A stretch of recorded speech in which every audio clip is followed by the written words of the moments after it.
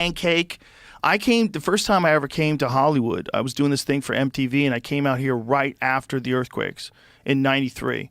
And I was like, this is nuts, man. I remember driving by a highway that had collapsed on another highway. It was like right afterwards. I've only been in one earthquake, and it was in Japan when we were at Disney in Japan, and an earthquake hit. This is recently. Yeah, we were with Philip, Frank, and Lee, and Margarita, and Amanda, and I were all there, and literally the earthquake hit. I get a text, and I look, and all the Japanese people are looking at their phones too, and it's like like an Amber Alert, and I look, and it says seek shelter 9 point whatever 8 point. So it was a huge one. I don't know earthquakes. I don't want to